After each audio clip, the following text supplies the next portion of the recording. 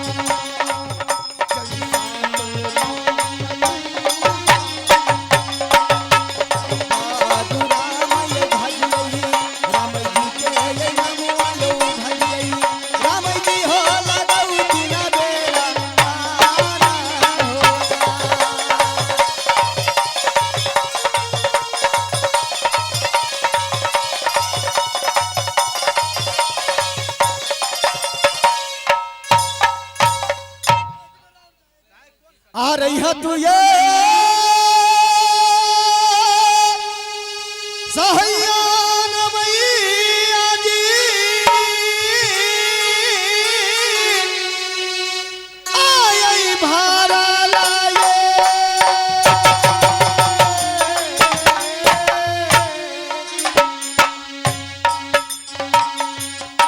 शाबुआ में गई मैया जी लालिया यही बा सभी है यो जावा मेरिया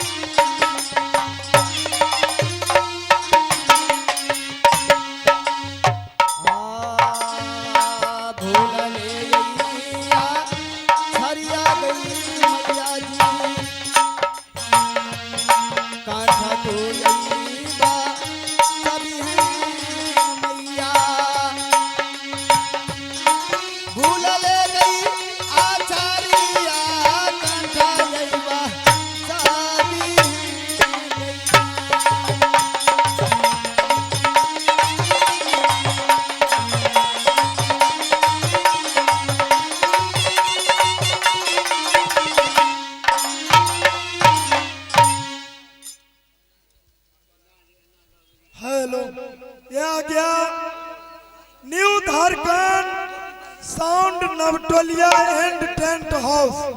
new Jharkhand sound Navatoliya and tent house उन साहब जी की तरफ से 51 रुपया, साथ में mobile number 7044990306, proprietor Anil Kumar, उन साहब जी की तरफ से 51 रुपया दिए हैं। हमारे पार्टी बोर्ड से बहुत बहुत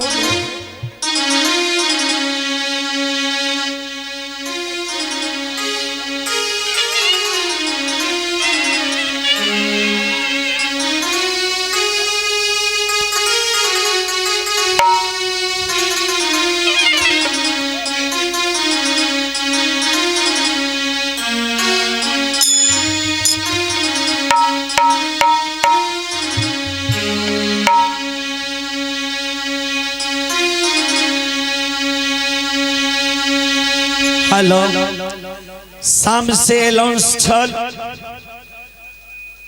और हमर मेला कमेटी साहब